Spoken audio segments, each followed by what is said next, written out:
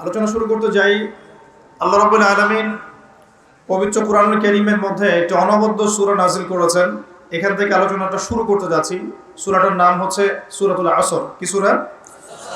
আল্লাহ পাক বলছেন বিসমিল্লাহির রহমানির রহিম, ওয়াল আসরি, সময়ের কসম, সময়ের কসম, মহাকালের কসম। ইন্নাল ইনসানা লাফি খুসর, নিঃসন্দেহে, নিঃসংকোচে, কোনো সন্দেহ নেই যে এই পুরো মানব জাতি ক্ষতির মধ্যে আছে। ইল্লাল্লাযীনা আমানু, তবে তারা নয়, তারা ব্যতীত যারা ঈমান এনেছে, ওয়া আমিলুস সালিহাত, এবং সৎ-আমল সম্পাদন করেছে, ওয়া তাওয়াসাউ বিল হাক্কি, পরস্পরকে সত্যের উপদেশ দিয়েছে, ওয়া তাওয়াসাউ বিস সাবর, এবং পরস্পরকে ধৈর্যের উপদেশ দিয়েছে। আল্লাহ রাব্বুল আলামিন বলছেন সময়ের কসম। সময়ের কসম আল্লাহ পাক কেন করলেন? তার আগে আমরা একটু জেনে নেই যে আল্লাহ পাক কি কসম করতে পারেন কিনা। উত্তর হচ্ছে হ্যাঁ, আল্লাহ রাব্বুল আলামিন তার সৃষ্টির কসম করতে পারেন, কিন্তু সৃষ্টি হিসেবে আমাদের জন্য জায়েজ নেই যে আমরা আল্লাহ ছাড়া অন্য কারো নামে কসম করব। নবী সাল্লাল্লাহু আলাইহি ওয়াসাল্লাম বলেছেন, মান হালাফা বিগাইরি ইসমিল্লাহি ফাকাদ কাফারা, কেউ যদি আল্লাহ ছাড়া অন্য কারো নামে কসম করে বা শপথ করে, সে যেন কুফরি করলো। কি করলো? আমরা যদি কসম করতেই চাই, শপথ করতেই চাই, তাহলে আল্লাহর নামেই কসম করতে হবে। আর আল্লাহর নামে কসম করলে অবশ্যই কসম পূরণ করতে হবে, শপথ পূরণ করতে হবে। যদি পূরণ না করি কাফারা দিতে হবে, কমপক্ষে 3টা রোজা রাখতে হবে। আল্লাহ পাক তার সৃষ্টির নামে কসম করে থাকেন। যেমন আল্লাহ পাক বলেছেন ওয়া তিন ফলের কসম, ওয়া জাইতুনের কসম। 3 ফল খেয়েছেন কখনো? জাইতুন ফল দেখেছেন? জাইতুনের তেল সম্পর্কেও হাদিসে আসছে, এটা বরকতময় তেল। জাইতুনের তেল বরকতময়, এটাকে খেতে বলা হয়েছে, গায়ে ব্যবহার করতেও বলা হয়েছে। ওয়া তুরি সিনিন, আল্লাহ পাক তুর পাহাড়ের কসম করেছেন, সিনাই পর্বতের কসম করেছেন। ওয়া হাযাল বালাদিল আমিন, এই পবিত্র শহরের কসম বলতে আল্লাহ পাক মক্কার কসম করেছেন। এরকম প্রচুর কসম আল্লাহ পাক কোরআনে করেছেন। স্পেশালি আম্মা পারা, যেটা আমরা বলি 30তম পারা, এই পারায় প্রচুর শপথ আপনি দেখতে পারবেন। ওয়া দুহা, দ্বীপ্রহরের কসম। ওয়াল লাইল, রাতের কসম। ঠিক আছে? কোন কোন ক্ষেত্রে আল্লাহ পাক এই মহাবিশ্বের কসমও করছেন তারকার অবস্থান স্থলে। আল্লাহ পাক বলছেন ফালা উকসিমু বিমাওয়াকিন নুজুম ওয়া ইন্নাহু লাকাসামুল লাউ তা'লামুন আযীম। সূরা ওয়াকিয়ার শেষের দিকে আল্লাহ পাক নক্ষত্রগুলোর অবস্থান স্থলের কসম করেছেন। কোন কোন ক্ষেত্রে আল্লাহ পাক নিজেরও কসম করেছেন, ফালা ওয়া রাব্বিক, কখনো নয়, তোমার রবের শপথ করে বলছি, তোমার রবের শপথ করে বলছি। মানে আল্লাহ পাক নিজেই নিজের কসম করছেন যে ফালা ওয়া রাব্বিকা, কখনো নয়, তোমার রবের কসম করে বলছি, তারা মুমিন হতে পারবে না যতক্ষণ পর্যন্ত তোমাকে, হে নবী মুহাম্মদ সাল্লাল্লাহু আলাইহি ওয়াসাল্লাম, তাদের মধ্যে অমীমাংসিত বিষয়ে তোমাকে ফয়সালাকারী রূপে গ্রহণ না করছে। এখানে আল্লাহ পাক নিজের কসম করছেন। আল্লাহ রাব্বুল আলামিন আল কোরআনে বহু কসম করেছেন, আর এটা প্রত্যেক বুদ্ধিমান শ্রোতাই বুঝে ফেলবেন। আল্লাহ পাক যখন যে বিষয়ের কসম করেন, নিঃসন্দেহে সেটা সবচেয়ে গুরুত্বপূর্ণ বিষয় হবে, তাই নয় কি? আল্লাহ পাক এখানে সময়ের কসম করছেন, মানে সময়টা আমাদের জীবনে খুবই ইম্পর্টেন্ট একটা জিনিস। সত্যি কথা বলতে আমাদের লাইফের সবচেয়ে ইম্পর্টেন্ট জিনিস হচ্ছে কি? টাইম বা সময়। আমরা যখন মায়ের গর্ভে ছিলাম এবং আমাদের বয়স ছিল 4 মাস 10 দিন, তখন আল্লাহর পক্ষ থেকে একজন ফেরেশতা এসেছিলেন, এসে মায়ের গর্ভে রূহটাকে ফুঁকে দিয়েছেন এবং 4টা বিষয় লিখে দিয়েছেন। 1 নাম্বার, এই গর্ভের সন্তানের হায়াত কতটুকু হবে। 2 নাম্বার, তার রিজিক কি কি হবে। 3 নাম্বার, সে সৌভাগ্যবান হবে না দুর্ভাগ্যবান হবে। 4 নাম্বার, সে দুনিয়াতে কি কি আমল করবে। এই 4টা বিষয় লিখে দেওয়া হয়েছে। এর মধ্যে সবচেয়ে ইম্পর্টেন্ট বিষয় হচ্ছে হায়াত, সময়, সে কতদিন বাঁচবে। হায়াতের মধ্যে বরকত হয়, কিন্তু আল্লাহ পাকের নির্ধারিত হায়াত কিন্তু বাড়েও না কমেও না। আল্লাহ পাক যে সময় নির্ধারণ করেছেন, এই সময়টুকুই আমাদের দুনিয়ার হায়াত। আল্লাহ পাক নির্ধারণ করে বলেছেন লিয়াবলুয়াকুম আইয়ুকুম আহসানু আমালা। এই হায়াত মওত সৃষ্টি করার বিষয়টা হচ্ছে আল্লাহ পাক দেখতে চান দুনিয়াতে তোমাদের মধ্যে কাজে কে শ্রেষ্ঠ, কাজে কে উত্তম, আহসান কে, কাজে সেরা কে। আল্লাহ পাক দেখতে চান না আমলের মধ্যে এভারেজ কে, গতানুগতিক কে। আল্লাহ পাক দেখতে চান আমলের শ্রেষ্ঠ কে। কাবীর মানে বড়, আকবার মানে সবচেয়ে বড়, সগীর মানে ছোট, আসগর মানে আরো অনেক ছোট, হাসান মানে হচ্ছে ভালো, উত্তম, আহসান মানে সবচেয়ে ভালো, বেস্ট ওয়ান। আল্লাহ পাক দেখতে চান লিয়াবলুয়াকুম আইয়ুকুম আহসানু আমালা, তোমাদের মধ্যে দুনিয়াতে আমলে আহসানকে আল্লাহ পাক এভারেজ মুসলিম দেখতে চান না, এক্সেপশনাল মুসলিম দেখতে চান। আমি কি বোঝাতে পারছি? এই জন্য আল্লাহ পাক হায়াত ও মওত সৃষ্টি করেছেন এবং দুনিয়ার জীবনটা আমাদেরকে উপহার দিয়েছেন। আরেকটা উদ্দেশ্য হচ্ছে আল্লাহ পাক দেখতে চান এই কারাগারের জীবনে আমলের শ্রেষ্ঠকে এবং কে আল্লাহ পাকের বিধানগুলো মেনে চলে, এবং কারা কারা আল্লাহ পাকের জমিনের মধ্যে তার খেলাফতের দায়িত্ব পালন করে। আমরা কিন্তু আল্লাহর খলিফা। আমরা কি আল্লাহর খলিফা? আমাদের পিতাকে আল্লাহ পাক সৃষ্টি করেছিলেন পৃথিবীতে আল্লাহর খলিফা হিসেবে। আল্লাহর খলিফার কাজ কি? শুধু ইবাদত করাই খলিফার কাজ নয়। আল্লাহর খলিফার কাজ হচ্ছে আল্লাহ পাকের জমিনের মধ্যে ন্যায় বিচার প্রতিষ্ঠা করা, আল্লাহর বিধান প্রতিষ্ঠা করা। এটা আল্লাহর খলিফার কাজ। যদি পৃথিবীতে আমরা আল্লাহ পাকের বিধান প্রতিষ্ঠা না করে শয়তানের বিধান প্রতিষ্ঠা করি, তাহলে আমরা আল্লাহর খলিফা থাকবো না, শয়তানের খলিফা হয়ে যাব। আমি কি বোঝাতে পারছি? আল্লাহ পাক দুনিয়ার এই কারাগারের জীবনটাতে আমাদেরকে নির্ধারিত সময় দিয়েছেন, ওয়াল আসরির সময়ের কসম। আরেকটা অর্থ এখান থেকে নেওয়া যায়, সেটা হলো আল্লাহ পাক সময়ের কসম করে আমাদেরকে মূলত অতীতকালের দিকে তাকাতে বলছেন। কোন দিকে? অতীতের দিকে। কোরআন খুললে আপনি দেখবেন, আমার সামনে যে কিতাব আছে আল্লাহ পাকের কিতাব আল কোরআনুল কারীম, এই কোরআনুল কারীমকে আপনি তিনটা ভাগে ভাগ করতে পারবেন। একটা অংশে গিয়ে দেখবেন এখানে আছে হুকুম আহকাম, কি করা যাবে কি করা যাবে না, কি করতে হবে কি করতে হবে না। দ্বিতীয় অংশে গিয়ে আপনি পাবেন আল্লাহ রাব্বুল আলামিনের তাওহীদ, তাওহীদ, রিসালাত, আখিরাত, এই বিষয়টা পাবেন। আল্লাহ এক, মুহাম্মদ সাল্লাল্লাহু আলাইহি ওয়াসাল্লাম শেষ নবী, এবং আখিরাত, এর পরের জীবন, এর ধাপগুলো, হিসাব নিকেশ, জান্নাত জাহান্নাম, এগুলো পাবেন। আরেকটা অংশে গিয়ে আপনি পাবেন ইতিহাস। কি পাবেন? ইতিহাস, পূর্ববর্তী নবীগণের ইতিকথা পাবেন। একদম আদম আলাইহিস সালাম থেকে শুরু করে শেষ নবী মুহাম্মদ সাল্লাল্লাহু আলাইহি ওয়াসাল্লাম পর্যন্ত পুরো হিস্ট্রি আপনি কোরআনে পাবেন ইনশাআল্লাহ। আল্লাহ পাক ওয়াল আসরি বলে আমাদেরকে একটু পিছনের দিকে তাকাতে বলছেন, একটা জিনিস লক্ষ্য করতে বলছেন। সেই জিনিসটা কি? সেই জিনিসটা হচ্ছে আল্লাহ পাক লক্ষ্য করতে বলছেন যে আদম আলাইহিস সালাম থেকে শুরু করে শেষ নবী পর্যন্ত, বলেন মুহাম্মদ রাসূলুল্লাহ সাল্লাল্লাহু আলাইহি ওয়াসাল্লাম পর্যন্ত আল্লাহ পাকের একটা কমন সুন্নত দেখা যাচ্ছে। কমন সুন্নত, সাধারণ সুন্নত। কি সুন্নত? প্রত্যেক যুগে যুগেই যারা আল্লাহ পাকের বিধান মেনেছে, তার নবীর আনুগত্য করেছে, আল্লাহ পাক সেই মুমিন মুসলিম বান্দাদেরকে দুনিয়াতেও নাজাত দিয়েছেন, পরকালেও জান্নাত দিয়েছেন। ঠিক আছে কথা? আচ্ছা, আরেকটা সুন্নত হচ্ছে প্রত্যেক যুগে যুগে আদম থেকে নিয়ে শুরু করে মুহাম্মদ সাল্লাল্লাহু আলাইহি ওয়াসাল্লাম পর্যন্ত প্রত্যেক যুগে যুগেই যে বা যারাই আল্লাহর কথা শোনে নাই, আল্লাহর বিধান মানে নাই, তার নবীর আনুগত্য করে নাই, আল্লাহ পাক দুনিয়াতেও ধ্বংস করেছেন, আখিরাতেও ধ্বংস করেছেন।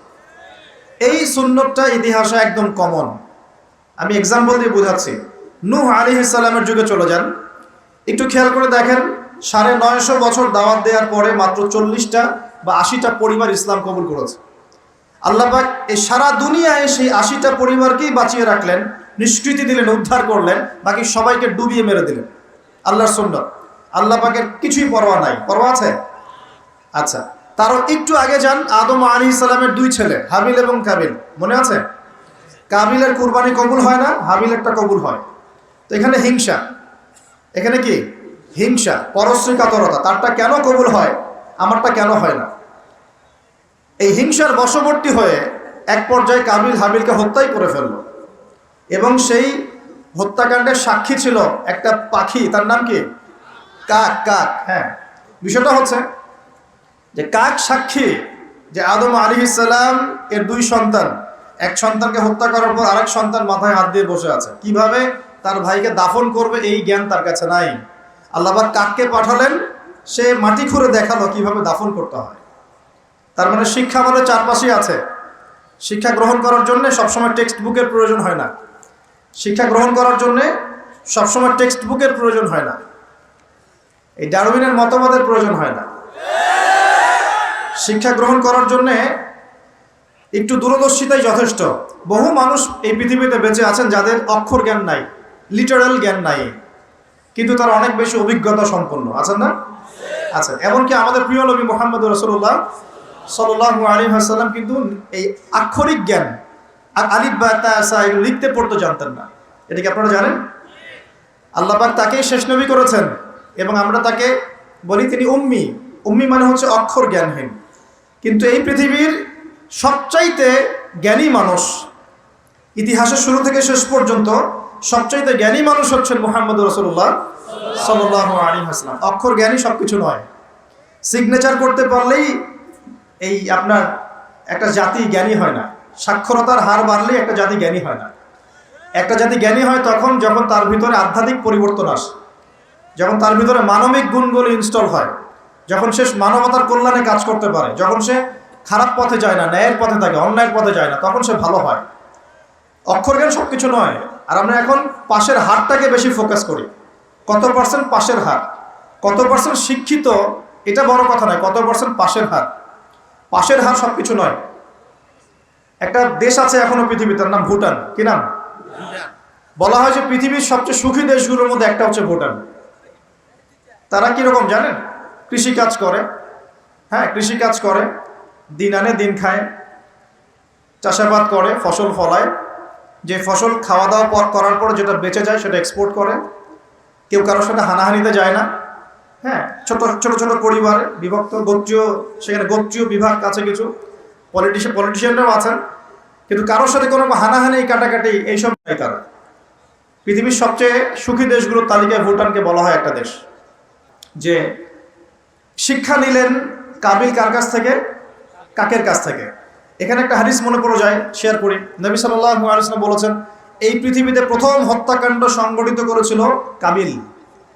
এজন্যই এই পৃথিবীতে যত মানুষকে অন্যায়ভাবে হত্যা করা হবে, বিনা কারণে অন্যায়ভাবে হত্যা করা হবে, এই সমস্ত খুনের যে পাপ, এই পাপের একটা অংশ কাবিলের আমল নামায় যুক্ত করা হবে। বলি নাউজুবিল্লাহ।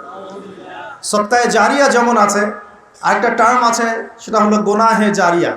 এটা কি? একটা মাদক দ্রব্যের বার খুলেছেন, আপনি মারা যাওয়ার পরেও যদি মানুষ মাদক খেতে থাকে, কবরে শুয়ে শুয়ে গোনা পাবেন ইনশাআল্লাহ। একটা গান গেয়েছেন যেখানে আজে বাজে মিউজিক আছে, বা আজে বাজে শিরকি কথা আছে, কুফরি কথা আছে, মানুষকে আপনার আল্লাহ থেকে দূরে সরাচ্ছে। যত মানুষ সেই গান গাবে এবং শুনবে, আপনার মৃত্যুর পরেও কবরে শুয়ে শুয়ে সেই গোনা পাবেন ইনশাআল্লাহ। একজন মানুষ সিনেমা হল করেছে এবং সেখানে নগ্ন ছবি প্রদর্শন করা হয়। আর এখনকার বেশিরভাগ সিনেমাতেই নগ্ন ছবি দেখানো হয়, কারণ এখন অনলাইনে ঢুকলেই মনে হয় এই জগৎ সমান সমান যৌনতা, মানে এই পৃথিবীটাই মানে যৌনতা, সবখানেই যৌনতা। এমনকি একটা স্যান্ডো গেঞ্জি কিনতে যাবেন, সেখানেও দেখবেন একটা নগ্ন মেয়ের ছবি দিয়ে রেখে দিয়েছে, মানে সব যৌনতা। তো এই যে সিনেমা হলটা করেছেন, যত মানুষ এখানে সিনেমা দেখবে, যদি আপনি মারাও যান, যত মানুষ সিনেমা দেখতে থাকবে, এই গোনার একটা অংশ আপনার কবরে অটোমেটিক ট্রান্সফার হতে থাকবে ইনশাআল্লাহ। এভাবেই যদি আপনি মাদ্রাসা করেন, যত মানুষ পড়বে, আগামীতে শিক্ষিত হবে, দিনের জ্ঞান অর্জন করে মানুষের মধ্যে দাওয়াতের কাজ করবে, সমস্ত নেক আমলের একটা অংশ আপনি পাবেন ইনশাআল্লাহ। একটা মসজিদ করেছেন, মসজিদে ইনভেস্ট করেছেন, একটা মসজিদ করে দিয়েছেন, এই মসজিদে যত মানুষ নামাজ পড়বে ইনশাআল্লাহ আপনি এর একটা নেকির ভাগিদার হবেন ইনশাআল্লাহ। আপনি একটা বই লিখেছেন অথেন্টিক সুন্দর, এই বই যত মানুষ পড়ে উপকৃত হবে, আপনি কবরে শুয়ে শুয়ে নেকি পাবেন ইনশাআল্লাহ। ভালো কিছু বলেছেন, ভালো লেকচার দিয়েছেন, যত মানুষ শুনবে, আমল করবে, জীবন পরিবর্তন করবে, ইনশাআল্লাহ আপনি কবরে শুয়ে শুয়ে নাকি পাবেন ইনশাআল্লাহ। এটা সবচেয়ে সেরা ইনভেস্ট, সবচেয়ে সেরা ব্যবসা। আল্লাহ পাক আমাদেরকে এই ধরনের ব্যবসা বেশি বেশি করার তৌফিক দান করুন। এখানে একটা প্রশ্ন আসবে যে হাবিলকে কেন কাবিল হত্যা করলো? উত্তর হচ্ছে হিংসা। উত্তরটা কি? এই কাবিলের সুন্নত কিন্তু 1400 বছরেও, 1400 বছর না, 1400 বছর তো নবীর যুগই চলে গেছে। আসলে এই লক্ষ লক্ষ বছরের পরেও কাবিলের এই সুন্নত কিন্তু শেষ হয়ে যায় নাই। এখনো কিন্তু হাবিল কাবিলের সুন্নত সমাজে আছে।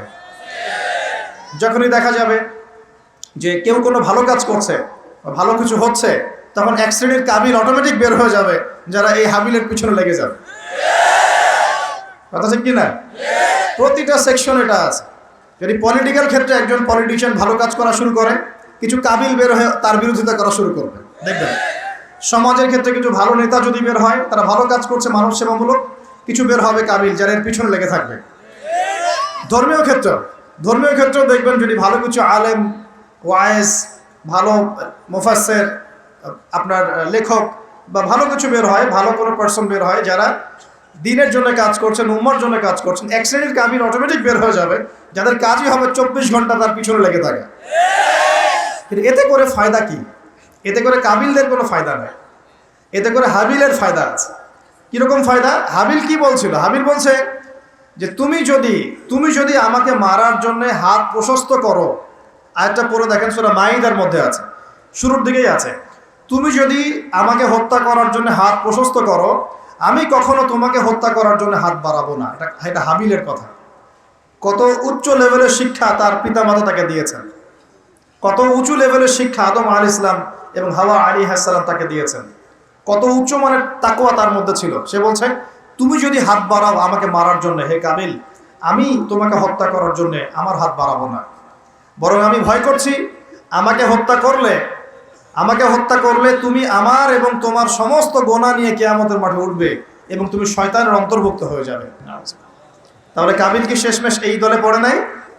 এই দলেই পড়েছে। আল্লাহ পাক আমরা সবাইকে হাবিল হওয়ার তৌফিক দান করুন, আর দৃশ্য অদৃশ্যের কাবিলদের থেকে আল্লাহ পাক হেফাজত করুন বলে আমি। এখানেও একটা সুন্নত আল্লাহ পাকে দেখেন, সময়ের কসম, খেয়াল করেন যে ওই সময়ও আল্লাহ পাক হাবিলকে রক্ষা করেছেন, পরকালে জান্নাত দিয়েছেন। কাবিল কিন্তু জান্নাতে যাচ্ছে না, তার ঘাড়ের মধ্যে নিজের ভাইয়ের হত্যার অপরাধ আছে। নবী পরিবারের সন্তান হওয়া সত্ত্বেও তার পরিণতি কিন্তু ভালো হলো না। খেয়াল করেছেন কি? আচ্ছা, এবার সামনে যান। নূহ আলাইহিস সালামের জীবন তো দেখলেন। এই 80টা পরিবারকে আল্লাহ পাক হেফাজত করলেন, বাকি সবাইকে ডুবিয়ে মারলেন। আমরা যারা এখন পৃথিবীতে বেঁচে আছি, এই 800 কোটি বা 1000 কোটি মানুষ, কোনো না কোনোভাবে কিন্তু আমরা সবাই এই 80টা পরিবারেরই সন্তান। কথা বুঝতে পারছেন না মনে হয়? এই যে বিশ্ব ভ্রাতৃত্বের কথা বলি না আমরা, এই বিশ্ব ভ্রাতৃত্বের কথা তো পশ্চিমারা বলে মানুষকে দেখানোর জন্য, কথার কথা বলে। সত্যিকারের বিশ্ব ভ্রাতৃত্ব শিখতে হলে কোরআন পড়তে হবে। সত্যিকারের বিশ্ব ভ্রাতৃত্ব শিখতে হলে কোরআন পড়তে হবে। কোরআন বলছে এই যে পরিবারগুলোকে আল্লাহ পাক বাঁচিয়েছেন, জুদি উপত্যকায় এই নৌকা গিয়ে ঠেকেছে, ওই নৌকায় যারা ছিলেন তাদেরকে দিয়ে পরবর্তীতে পৃথিবী আবাদ করা হয়েছে। নূহ আলাইহিস সালামের 4 সন্তান ছিলেন। কয় সন্তান? একজন হচ্ছে শাম। কি নাম? শাম। এই শাম এর বংশধর হচ্ছে এই যে মিডল ইস্টের মানুষরা, মধ্যপ্রাচ্যের যে মানুষরা আছে, এরা শামের বংশধর। এক ছেলের নাম হাম। হাম ছিল কালো বর্ণের, মানে ব্ল্যাক স্কিন। এই হামের বংশধর হচ্ছে আফ্রিকান কন্টিনেন্টে যে মানুষগুলো আছে, আফ্রিকান কন্টিনেন্ট, এই যে কালো কালো মানুষগুলো, তারা কিন্তু হামের বংশধর। একজন হচ্ছে ইয়াফাস। ইয়াফাস হচ্ছে ওই ইউরোপিয়ান যারা, এরা হচ্ছে ইয়াফাসের বংশধর, সাদা চামড়া। আর একজন সন্তান ছিল, তার নাম সম্ভবত কেনান। এই সন্তান নৌকায় ওঠে নাই। সে বলেছিল, তার বাবা তাকে ডাকছিল, নৌকায় আসো, আল্লাহর আযাব থেকে আজকে কেউ বাঁচাতে পারবে না। সে বলছে যে আমি পাহাড়ে উঠে যাব, পাহাড় আমাকে সেভ করবে। নবী পরিবারের সন্তান হওয়ার পরেও এই কেনান পানিতে ডুবে মারা গেল। আল্লাহ পাক তাকে বললেন, হে নূহ, লাইসা মিন আহলিক, সে তোমার পরিবারের কেউ না। নূহ আলাইহিস সালাম বলছেন, আল্লাহ, সে আমার সন্তান, তাকে মাফ করে দাও। আর আল্লাহ পাক বলছেন, লাইসা মিন আহলিক, সে তোমার পরিবারের কেউ না। মানে আল্লাহর হুকুম আহকাম না মেনে চললে নবী পরিবারের সন্তান হয়েও কেউ আল্লাহর গজব থেকে বাঁচতে পারবে না। আর আমরা তো কিছুই না, আমরা কিছু। তা আমাদের অহংকার শোভা পায়, আমি অমুক আলেমের সন্তান, অমুক মুহাদ্দিসের সন্তান, অমুক বক্তার সন্তান, হ্যাঁ, অমুক পলিটিশিয়ানের সন্তান, অমুক রাষ্ট্রনেতার সন্তান। এইসব জাতি, বর্ণ, গোত্র, এগুলো আল্লাহর আযাব থেকে বাঁচাতে পারবে না যদি কোরআন সুন্নাহ ফলো না করে চলে। এটা মূল কথা। আরো সামনে যান। এবার ইব্রাহিম আলাইহিস সালামের যুগটা আপনাকে দেখাই, ওই যুগের সময়টা দেখেন, বলে আসরি। ওইখানে আল্লাহ রাব্বুল আলামিন ইব্রাহিম আলাইহিস সালাম এবং তার অল্প সংখ্যক অনুসারীকে উদ্ধার করেছেন, বাঁচিয়েছেন। নমরুদের এই বিশাল রাজত্ব আল্লাহ পাক ধসিয়ে দিয়েছেন, কি দেন নাই? আল্লাহ সুন্নত পরিবর্তন হয়েছে? হয়। আল্লাহ পাক ইব্রাহিম আলাইহিস সালামকে আগুনের পরীক্ষা থেকেও বাঁচিয়েছেন, আর নমরুদকে সামান্য মশা দিয়েই মেরে ফেলেছে। আল্লাহ সুন্নত কোনো পরিবর্তন হয়নি। নবী মূসা আলাইহিস সালামের যুগে যান, ফেরাউনের বিশাল বাহিনী, এখনকার এই রাশিয়ান বা ন্যাটো বা ইউরোপিয়ান কন্টিনেন্টে যত আছে, এই সবগুলোকে একত্রিত করলেও মনে হয় ফেরাউনের বাহিনীর মতো হবে না। এই পুরো বাহিনীটাকে মনে হয় 1 ঘন্টার মধ্যেই আল্লাহ পাক লোহিত সাগরে ডুবিয়ে মেরে দিলেন, একদিনের মধ্যেই। আল্লাহ পাকের কোনো পরোয়া নাই। আর বনু ইসরাইল আর মূসা আলাইহিস সালামকে আল্লাহ পাক উদ্ধার করলেন। আল্লাহ পাকের সুন্নত এটাই, যুগে যুগে বলে আসরি, একই সুন্নত। আদ জাতির কথা দেখেন, বিশাল আকার দেহের মানুষ ছিল, একদম তাল গাছের সমান সমান লম্বা। তারা একটা কথা বলতো, মান আশাদ্দু মিন্না কুওয়া, আমাদের যে শক্তিশালী কে আছে, তারা বলতো এই কথা। আল্লাহ পাক ওদেরকে 6 দিন 7 রাতের মধ্যেই এই বাতাসের তীব্র বেগে উপড়িয়ে দিলেন, খেজুর গাছের কাণ্ডের মতো ঘরের সামনে পড়ে থাকলো, কেউ বাঁচাতে পারলো না। বাঁচাতে পারলো? পরের জেনারেশন আসলো সামুদ জাতি, তাদের নবীর নাম কি? সালেহ আলাইহিস সালাম। সালেহ আলাইহিস সালাম দাওয়াত দিলেন, তারা দাওয়াত কবুল করলো না। আল্লাহ পাক সালেহ আলাইহিস সালাম এবং তার সাথী জাতিকে বজ্রপাত, বিদ্যুৎ চমকায় না, বিদ্যুৎ, এই বিদ্যুৎ দিয়ে পুরো সামুদ জাতিকে আল্লাহ পাক ধ্বংস করলেন। কিভাবে ধ্বংস করলেন জানেন? একবার খালি একটা শব্দ হয়েছে, বিকট এক শব্দেই শেষ। একটা বিকট শব্দ, ব্যাস এক শব্দের সবার জান চলে গেছে, জান কবজ হয়ে গেছে এক শব্দের মধ্যে। সামুদ জাতি শেষ। একটা জাতির নাম ছিল মাদিয়ান, কওমে মাদিয়ান। এই জাতির নবী ছিলেন শুআইব আলাইহিস সালাম। এই জাতির পাপ ছিল, তারা মাপে কম দিত। কি করত? আজকে যারা ব্যবসা করে মাপে কম দেন, সতর্ক হয়ে যাবেন। একটা জাতির উপর দুর্ভিক্ষ নেমে আসে তখন, যখন ওই জাতি মাপে কম দেয়। আমাদের সমাজে প্রচুর ব্যবসায়ী আছেন যারা মাপে কম দেন, ভেজাল খাওয়ান, একদিনের খাবার আরেকদিন খাওয়ান, মিথ্যা কসম করে পণ্য বিক্রি করেন এবং মানুষকে বিষ খাওয়াতেও দ্বিধাবোধ করেন না, সামান্য কয়টা টাকার জন্য। সামান্য কয়টা টাকার জন্য। কয়দিন আগে দেখলেন না, এই যে বিরিয়ানি একটা রেড করলাম, দেখেন নাই? ওই যে 2 গ্লাস খাওয়াচ্ছে, খান, আপনারা খান, ওরা খাবে না, ওরা খাচ্ছে না। এরকম ব্যবসায়ীর সংখ্যা কি কম না বেশি? সবখানেই প্রতারণা। আমি এদিকে আসছি পরে ইনশাআল্লাহ। মানে শেষ জামানার সবচেয়ে বড় সমস্যাগুলোর মধ্যে একটা হচ্ছে বিশ্বাসহীনতা, প্রতারণা। এই জামানায় আমানত উঠে যাবে। কি উঠে যাবে? আমানত উঠে যাবে। আমানতদার ব্যক্তি খুঁজে পাওয়া যাবে না। নবীজি বলছেন ফোসকার মতো মনে হবে, ফোসকার মতো। গায়ে ফোসকা পড়লে যেমন 2-1টা দাগ থেকে যায়, এরকম আমানতদার ব্যক্তি রেয়ার খুঁজে পাওয়া যাবে। মানুষ বলবে অমুক গ্রামে একটা আমানতদার ব্যক্তি আছে, এত রেয়ার হয়ে যাবে। সবখানে প্রতারণা। ঢাকার মতো শহরে যারা আমরা থাকি, মানুষের চোখে মুখে গেলে অবিশ্বাস, খালি অবিশ্বাস, কেউ কাউকে বিশ্বাস করতে পারে না। কেউ যদি একটা ভিক্ষুক যদি এসে গ্লাসের মধ্যে নক করে বলে যে আমাকে 2টা টাকা দেন, আমি ভাত খাইনি 3 দিন, বিশ্বাস করতে কষ্ট হয় যে সত্যি সত্যি নিচ্ছে না মিথ্যা মিথ্যা নিচ্ছে। এত অবিশ্বাস এখন। তারপরে ভিক্ষারও সিস্টেম, বলে যে আমাকে একটা কম্বল কিনে দেন, বড় বড় ফিগার চাচ্ছে, বড় ফিগার। আমি শাড়ি কিনবো, আমি লুঙ্গি কিনবো, সবার কাছে এই কথা বলে বলে সে টাকা উঠাচ্ছে। পরে গিয়ে দেখেন ওই টাকার একটা অংশ সে মাশাআল্লাহ নষ্ট করে ফেলছে, আর একটা অংশ দিয়ে কি করছে জানেন? শুনলে অবাক হয়ে যাবেন। একটা কোলের বাচ্চাকে নিয়ে ভিক্ষা করছে, কোলের বাচ্চা। এই কোলের বাচ্চাটা সে হায়ার করে আনছে একজনের কাছে, ভাড়া নিয়ে আসছে, সেটা তার বাচ্চা না, অন্য কারো বাচ্চা ভাড়া নিয়ে আসছে, এবং সেই বাচ্চাটাকে ঘুমের ওষুধ খাইয়ে দেয়। কি খাইয়ে দেয়? ঘুমের ওষুধ খাইয়ে দেয়। ফিডারের সাথে অন্য কিছুর সাথে ঘুমের ওষুধ খাইয়ে দেয়। বাচ্চা ঘুমায়, আর বাচ্চাকে ফেলে রেখে সে বলে যে বাচ্চা অসুস্থ, চিকিৎসার জন্য টাকা দেন, চিকিৎসার জন্য টাকা দেন। মানুষ টাকা দিয়ে যায়, কেউ দেয় কেউ দেয় না, দিয়ে যায়। এই যে একটা টাকা হয় সারাদিন শেষে, বাচ্চা ঘুমিয়েই আছে, বাচ্চা ঘুমের ওষুধ খাওয়া।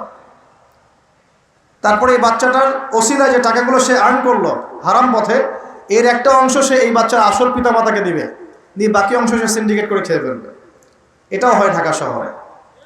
তাহলে এই যুগে আপনি কাকে বিশ্বাস করবেন? কিভাবে বিশ্বাস করবেন? কিভাবে বিশ্বাস করবেন? এটা অবিশ্বাসের যুগ চলছে। জনগণ সরকারকে বিশ্বাস করতে পারে না, সরকার জনগণকে বিশ্বাস করতে পারে না। সমাজ নেতা জনগণকে বিশ্বাস করতে পারে না, জনগণ সমাজ নেতাকে বিশ্বাস করতে পারে না। একজন ইমাম সাহেবকে মুসল্লি বিশ্বাস করতে পারে না, মুসল্লিকে ইমাম সাহেব বিশ্বাস করতে পারে না।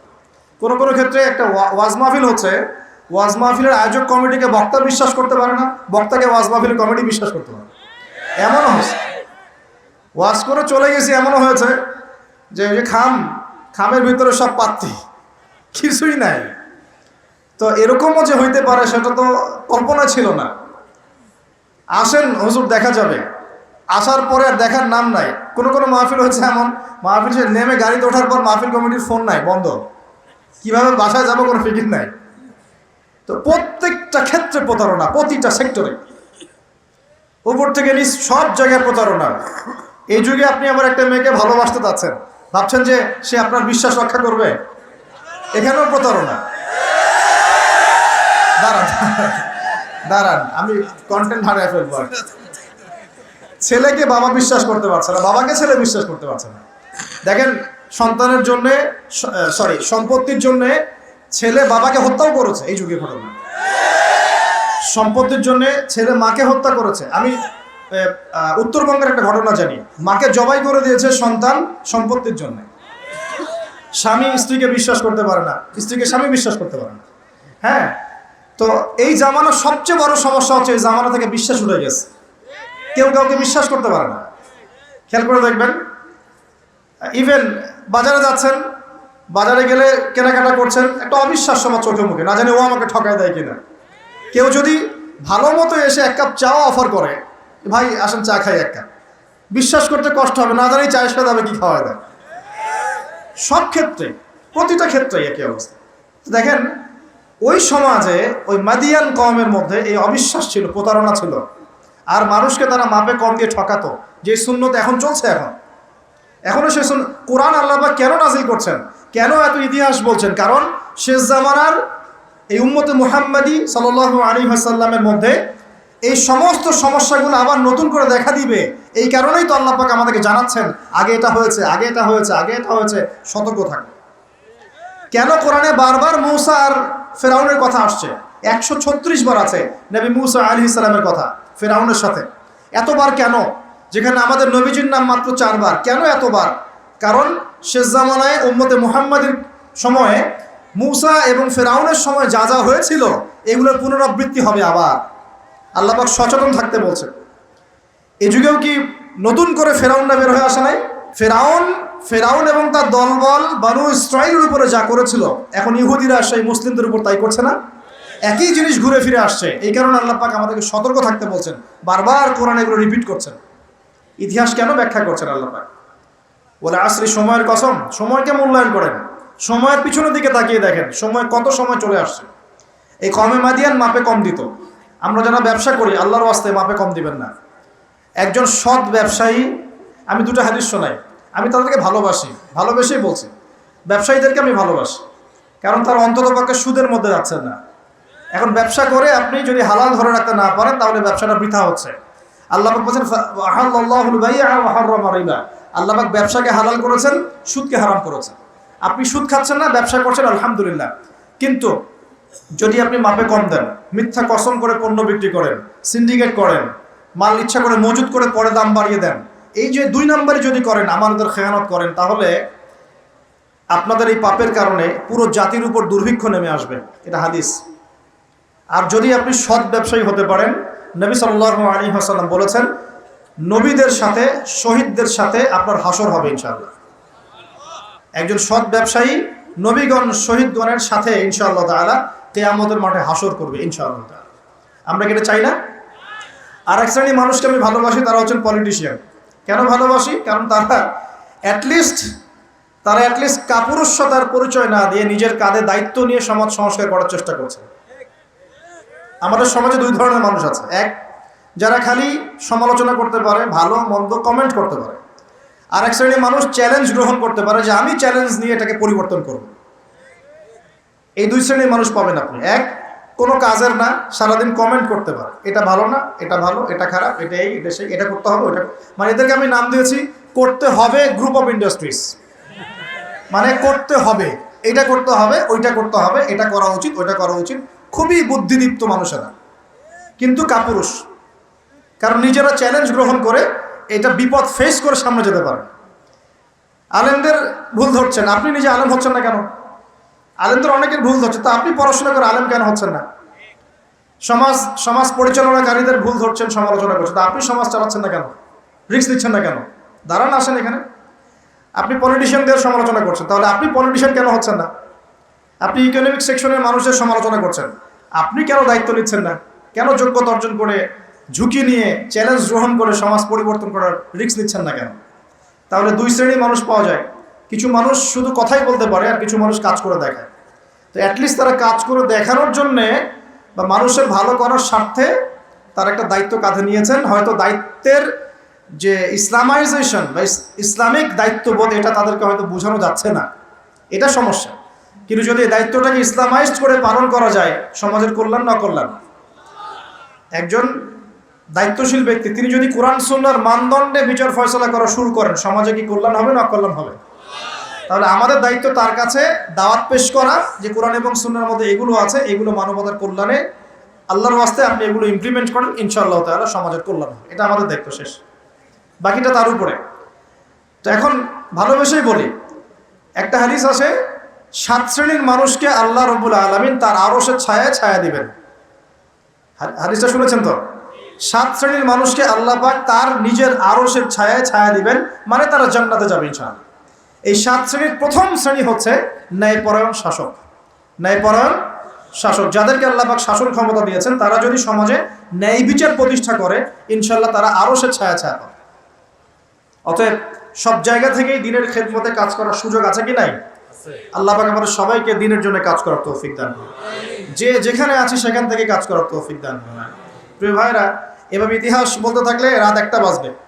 শর্ট করছি, ঈসা আলাইহিস সালামের যুগে আসেন, ওখানে একই সুন্নত দেখবেন। অল্প মানুষ ইসলাম কবুল করেছে, আল্লাহ পাক তাদেরকে বাঁচিয়েছেন। বেশিরভাগ করে নাই, তাদেরকে আল্লাহ পাক ধ্বংস করে দিয়েছেন। নবী মুহাম্মদ সাল্লাল্লাহু আলাইহি ওয়াসাল্লামের যুগে আসেন, আবু জাহেল, আবু লাহাব, উতবা, শাইবা, এদেরকে আল্লাহ পাক কিন্তু ধ্বংস করে দিয়েছেন। আর নবী সাল্লাল্লাহু আলাইহি ওয়াসাল্লাম তার সাহাবীদেরকে আল্লাহ পাক সম্মানিত করেছেন। ওয়াল আসরি, সময়ের কসম, আল্লাহ পাক দেখাচ্ছেন আমাদেরকে প্রত্যেক যুগে যুগেই। খেয়াল করেন, প্রত্যেক যুগে যুগে ইতিহাসের শুরু থেকে শেষ পর্যন্ত যারাই আল্লাহ পাকের বিধানগুলো মেনে চলবে, তার নবীর আদর্শ মেনে চলবে এবং আল্লাহর বিরুদ্ধাচরণ করবে না, ইনশাআল্লাহ আল্লাহ পাক দুনিয়াতেও সফল করবেন, পরকালেও জান্নাত দিবেন ইনশাআল্লাহ।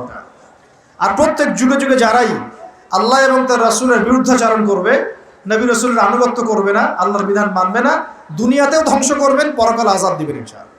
এই সুন্নতের কোনো ব্যতিক্রম হবে না। আল্লাহ পাক আমাদের সবাইকে এই কথাটা বোঝার তৌফিক দান করুন। এবার এই সময় বা মহাকালের কসম আল্লাহ পাক আরেকটা কারণে করেছেন, যুবক ভাই আপনি বোঝেন। এই সময় বা মহাকালের কসম আল্লাহ পাক আরো একটা কারণে করেছেন, সেটা হলো আল্লাহ পাক আমাদের হায়াতকে মূল্যায়ন করতে বলছেন। আল্লাহ পাক আমাদেরকে আমাদের হায়াতকে মূল্যায়ন করতে বলছেন। একটু চোখ বন্ধ করে রাত্রেবেলা চিন্তা করবেন, মনে করেন আপনার হায়াত 60 বছর। কত বছর? মনে করেন, ফর এক্সাম্পল, চোখ বন্ধ করবেন, আজকে বাসায় গিয়ে ঘুমানোর সময় দোয়া দরুদ পড়ে চোখটা বন্ধ করে ভাববেন, আদনান ভাই কথাটা বলে গেছে, একটু ভাবি। এইটুক যদি ভাবতে পারেন আজকে বাসায় গিয়ে, আজকে ওয়াজ আমার সফল ইনশাআল্লাহ। এই যে 200 কিলো আসছি, আবার 200 কিলো যাবো, ইনশাআল্লাহ সফল। কি ভাববেন প্রিয় ভাই? আমিও কিন্তু তরুণ, আমি কিন্তু বুড়া হয়ে যাই নাই। বুড়া হয়ে গেছি এখনো? আচ্ছা, আপনিও তরুণ। তরুণরা একটু ভাবি, চোখ বন্ধ করে ভাববেন যে আল্লাহ পাক আপনাকে সৃষ্টি করেছিলেন আল্লাহর ইবাদত করার জন্য। সূরা জারিয়াত 56 নম্বর আয়াত, ওয়া মা খালাকতুল জিন্না ওয়াল ইনসা ইল্লা লিয়াবুদুন। 1 2 আল্লাহ পাক আপনাকে সৃষ্টি করেছিলেন যাতে করে আল্লাহর দ্বীনটাকে আপনি আল্লাহর জমিনে প্রচার করেন, প্রসার করেন, প্রতিষ্ঠা লাভ করেন। এই দুইটা আপনার কাজ ছিল। এখন আপনার বয়স হয়ে গেছে 30 বা 25, ধরে নেন যে আপনার হায়াত 60 বছর, তার মানে আপনার জীবনে বাকি আছে এখন 30 বছর। এই যে 30 বছর আপনি নষ্ট করেছেন বা চলে গেছে, চোখ বন্ধ করে চিন্তা করবেন এই 30 বছরে কত ওয়াক্ত নামাজ পড়েছেন, কতদিন রোজা রেখেছেন, এই 30 বছরে 30টা আয়াত আপনি পড়েছেন কি না, এই 30 বছরে 30টা সূরা আপনি শিখেছেন কি না, 30 বছরে আপনি 30টা ইসলামিক বই পড়েছেন কি না, আপনি নবীর 30টা হাদিস পড়েছেন কি না, 30 দিন জামাতের সাথে নামাজ পড়েছেন কি না, 30 দিন দ্বীনের দাওয়াত দিয়েছেন কি না, 30টা দিন দান সদকা করেছেন কি না। আমি খুব বেসিক কথা বলছি, আমি বলিনি আপনি 30 দিন 30টা যুদ্ধ করেছেন কিনা, এই কথা বলিনি। আমি আপনাকে বেসিক কথা বলছি, একদম বেসিক প্রাইমারি কথা। আপনি 30 দিন নামাজ পড়েছেন কিনা, 30টা রোজা ঠিক মতো রাখছেন কিনা, আপনি কি 30 বার মেয়েকে দেখে চোখ নামাতে পেরেছেন কিনা, আপনি কি 30টা সূরা শিখেছেন কিনা, 30 বার আপনি কি রাসূলের জীবনী পড়েছেন কিনা, তার হাদিস পড়েছেন কিনা, আপনি কি নবী সাল্লাল্লাহু আলাইহি ওয়াসাল্লামের স্ত্রীদের নাম জানেন কিনা, তার জীবনী জানেন কিনা, আকীদা কি জিনিস আপনি জানেন কিনা, 30টা মাসলা মাসাইল আপনি বোঝেন কিনা। আপনি চিন্তা করবেন আজকে, এই একটা চিন্তা আপনার জীবনটাকে বদলে ফেলবে ইনশাআল্লাহ। এই একটা চিন্তাই যথেষ্ট আপনার জীবনকে বদলে ফেলার জন্য। এই চিন্তাটা আরেকভাবে করবেন, এটা ভাবার পরে আপনি চোখটা খুলবেন, চোখটা খুলে সাদা কাগজ নিয়ে বসবেন, উঠে বসবেন, বসে আপনি লিখবেন। কি লিখবেন? আপনি লিখবেন এই 30 বছরে আপনি কতগুলো গুনাহ করেছেন, আপনার মনে পড়ে কি কি। হয়তোবা, আমি দোয়া করি যেন এমনটা না হয়, তবে হয়তোবা আপনি খুঁজে পাবেন এই 30 বছরে আপনি বেনামাজি ছিলেন, হয়তোবা। দাঁড়ান, 2, আপনি হয়তো দেখবেন আপনি অনেক দিন রমজানের রোজা রাখেন নাই। আপনি দেখবেন হয়তো আপনি দান সদকা তো করেন নাই, রিকশাওয়ালাকে থাপ্পড়ও দিয়েছেন। আপনি হয়তো দেখবেন যে হলে হলে সিট বুকিংয়ের জন্য হকি স্টিক নিয়ে মারামারি করেছেন।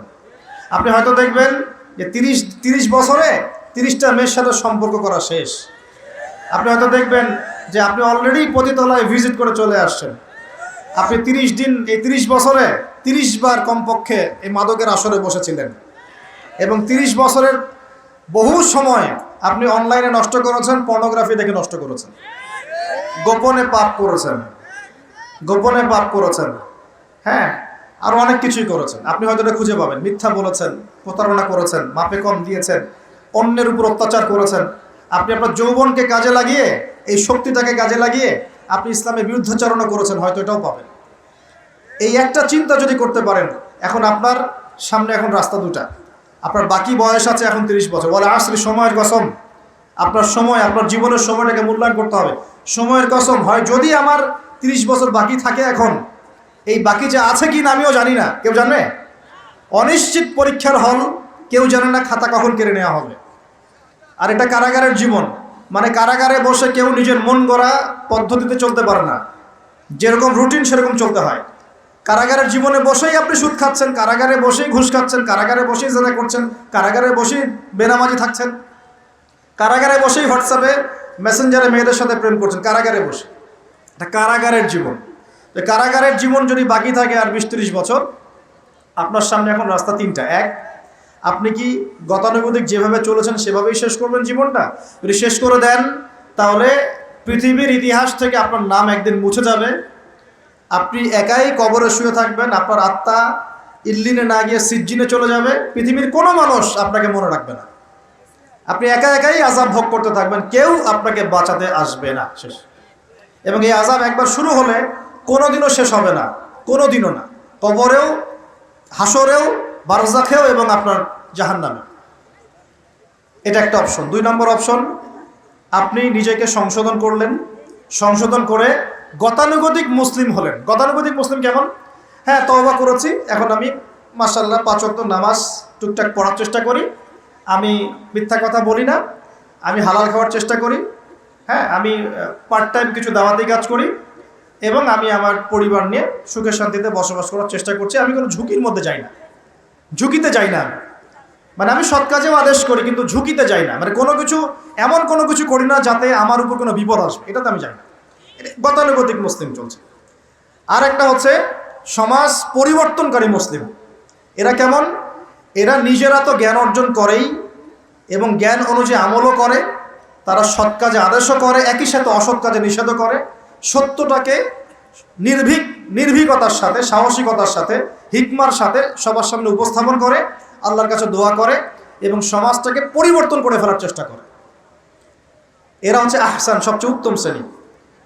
কিভাবে বললাম উত্তম শ্রেণী? নবীজি বলছেন তোমাদের সামনে একটা জামানা আসবে, এটাও শেষ জামানা হাদিস। তোমাদের সামনে একটা জামানা আসবে, জামানা সবরিন, কঠিন সবরের জামানা, ঈমান ধরে রাখা হাতে জ্বলন্ত আগুন ধরে রাখার মতো হবে। ওই সময় যদি তোমরা কেউ আমার সুন্নতের উপর অটল থাকতে পারো, আমার মৃত সুন্নতকে আবার জীবিত করতে পারো, তাহলে 50 জন শহীদ সাহাবীর নেকি পাবে ইনশাআল্লাহ। এরা সমাজ পরিবর্তনকারী মানুষ। আর ইতিহাসে যারা সমাজ পরিবর্তনকারী মানুষ, তাদের জীবনে পরতে পরতে বিপদ আপদ বলা মুসিবত আসবেই।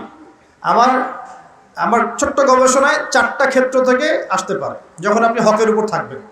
1 নাম্বার, প্রথম বাধা চলে আসবে পরিবার থেকে। কোত্থেকে? পরিবার। আপনি গতানুগতিক মুসলিম হলে আপনি সব জায়গায় পার পেয়ে যাবেন, কিন্তু যদি একটু কঠোরতা প্রয়োগ করেন যে আমি একদম কোরআন সুন্নাহ 100% ফলো করতে চাই, আমি এমন না যে নামাজও পড়ে সুদও খাবো, এমন হব না। আমি নামাজও পড়বো, সুদও খাবো না, আমি রোজাও রাখবো, আমি যাকাতও দেব, আমি হজ উমরাও করবো, আল্লাহর বিধানের প্রতি শ্রদ্ধাশীলও থাকবো, চেষ্টা করবো ইসলামটা প্রসার করার প্রতিষ্ঠার চেষ্টা করবো। তখন আপনার প্রথম বাধা আসবে পরিবার থেকে। দাড়ি রাখছো কেন? দাড়ি রাখলে তোমাকে এরকম লাগে। হ্যাঁ, তুমি টাকটুর উপরে কাপড় কেন পরছো? পড়লে তোমাকে অমন লাগে। আগে তো গিটার বাজাইতা, আগে তো গান গাইতা, আগে মেয়ে নিয়ে থাকতে ভালো ছিল, এখন কেন সারাদিন বই নিয়ে পড়ে থাকো, ইসলামিক বই নিয়ে পড়ে থাকো, নামাজ নিয়ে পড়ে থাকো। হ্যাঁ, কি পরিবর্তন হলো! বাবা মার টেনশন, এখন পিতামাতার টেনশন। কেউ কেউ এরকম অ্যাডভার্টাইজ বানিয়ে টিভিতে দেখাচ্ছে, এগুলা দেখেন নাই? আগে ছেলে ভালো ছিল, হঠাৎ করে কি পরিবর্তন হয়ে গেল। হ্যাঁ, সুবহানাল্লাহ। আল্লাহর পথে ফিরে আসা মানুষের ক্রাইটেরিয়া এগুলো মেনশন করে করে বলছে, এগুলো দেখা গেলে যোগাযোগ করবেন স্থানীয় কর্তৃপক্ষের সাথে, ওই ছেলের মধ্যে সমস্যা আছে। আস্তাগফিরুল্লাহ, আস্তাগফিরুল্লাহ। একজন ব্যক্তি গিটার বাজাতো, গান গাইতো, মাদকের সাথে ছিল, মেয়ে নিয়ে ফুর্তি করত, সেখান থেকে এসেছে নামাজ পড়ছে, এই জন্য কি সে জঙ্গি হয়ে যাবে?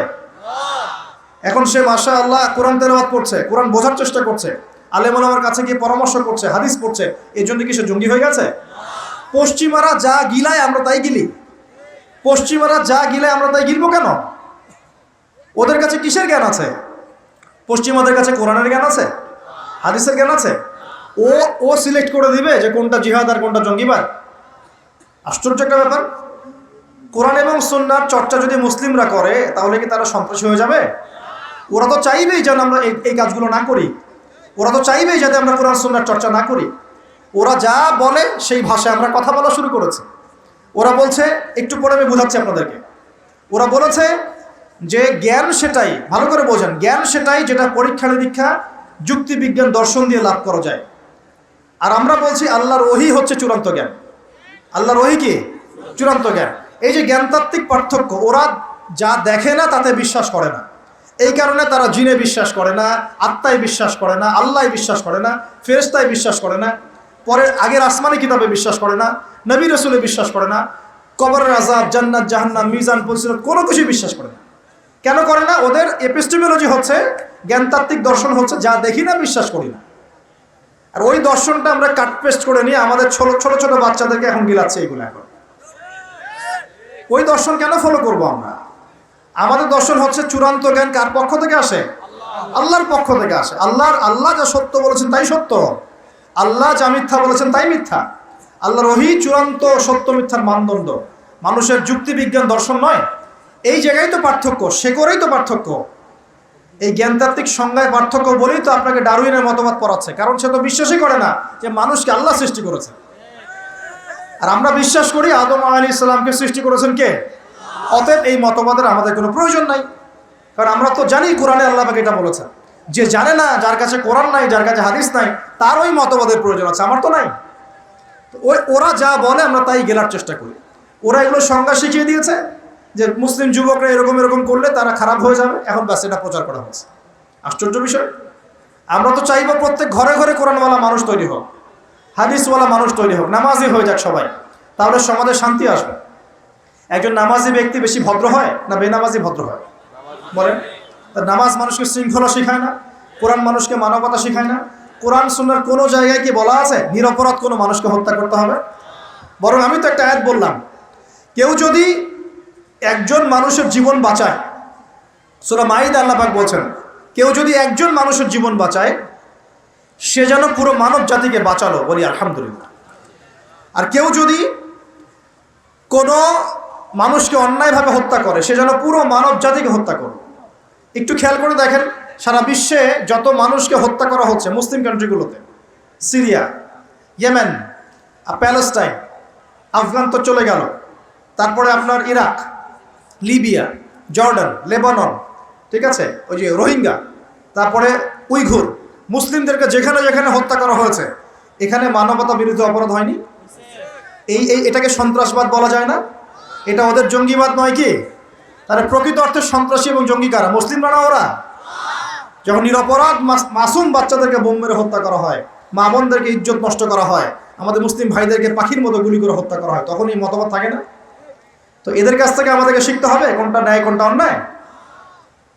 এগুলো চলতে থাক, কিন্তু এই চলা ইনশাআল্লাহ তাআলা বেশি দিন সাস্টেইন করবে না ইনশাআল্লাহ। কারণ আমরা শেষ জামানার ছাত্র, আমরা জানি যে এই জুলুম ইনশাআল্লাহ তাআলা এই বিশ্বের বেশি দিন থাকবে না ইনশাআল্লাহ। অচিরে আল্লাহ রাব্বুল আলামিন এমন প্রজন্ম আনবেন, এমন নেতা আনবেন যাকে আল্লাহ পাক বলছেন তার নাম হবে মাহদি, এবং তার নাম মুহাম্মদ, তার টাইটেল মাহদি। বাবার নাম আব্দুল্লাহ, মায়ের নাম আমিনা, মুহাম্মদ সাল্লাল্লাহু আলাইহি ওয়াসাল্লামের বংশধর থেকে একজন। তার সাথে আল্লাহ পাক ঈসা আলাইহিস সালামকে পাঠাবেন এবং তিনি এই পুরো জুলুমের শেকড়টাকে এমনভাবে উপড়ে ফেলবেন যে 40 বছর তার ন্যায় এবং ইনসাফের শাসন না আসা পর্যন্ত কিয়ামত হবে না ইনশাআল্লাহ। অতএব সামনে অপেক্ষা করছে এই বিজয়ের দিন। খুশি হচ্ছেন না বেজার হচ্ছেন? ইনশাআল্লাহ তাআলা এই দিন আমরা দেখে যেতে পারি না পারি, এই মেসেজটা তো পৌঁছে দিতে পারি যে সামনে এটা আসছে ইনশাআল্লাহ। আমাদেরও কিছু দায়িত্ব আছে, আমি সেদিকে পরে আসবো ইনশাআল্লাহ। প্রিয় ভাইরা, একটা কথা খালি বললাম এখানে যে সময়টাকে মূল্যায়ন করতে আল্লাহ পাক আপনাকে পরামর্শ দিয়েছেন। এখন আপনার সামনে সবচেয়ে বেস্ট অপশন কোনটা? আপনি পাপগুলোর লিস্ট করে 2 রাকাত নামাজ পড়বেন, সুন্দর করে ওযু করে চোখের পানি ছেড়ে দিয়ে আল্লাহকে বলবেন, আল্লাহ এই 30 বছর আমি যত পাপ করেছি, যত পাপ আল্লাহ করেছি, জেনে করেছি না জেনে করেছি, বুঝে করেছি না বুঝে করেছি, প্রকাশ্যে করেছি গোপনে করেছি, যত পাপ আল্লাহ হয়েছে আমার দ্বারা, আল্লাহ তুমি সমস্ত পাপকে মাফ করে দাও। বলবেন আল্লাহুম্মা গফিরলি মা কদ্দামতু ওয়া মা আখারতু ওয়া মা আসরারতু ওয়া মা আ'লানতু ওয়া মা আনতা আ'লামু বিহি মিন্নি আনতাল মুকদ্দিম ওয়া আনতাল মুআখির ওয়া আনতা আলা কুল্লি শাইইন কাদির। এটা একটা দোয়া। অথবা বলবেন আল্লাহুম্মা আনতা রাব্বি লা ইলাহা ইল্লা আনতা খালাকতানি আনা আবদুকা ওয়া আনা আলা আহদিক ওয়া ওয়া'দিকা মাসতাতা'তু আউযু বিকা মিন শাররি মা সানা'তু আবু'ু লাক বিনি'মাতিকা আলাইয়া ওয়া আবু'ু বিযানবি ফাগফিরলি ফাইন্নাহু লা ইয়াগফিরু যুনুবা ইল্লা আনতা। এটাও পারেন না? বলবেন আল্লাহুম্মা ইন্নী যালামতু নাফসি যুলমান কাসীরান ফাগফিরলি মাগফিরাতান মিন ইনদিকা ওয়ারহামনি ইন্নাকা আনতাল গফুর। এটাও পারেন না? বলবেন রব্বিগফিরলি রব্বিগফিরলি। এটাও পারেন না? বলবেন রব্বিগফির ওয়ারহাম ওয়া আনতা খায়রুর রাহিমিন।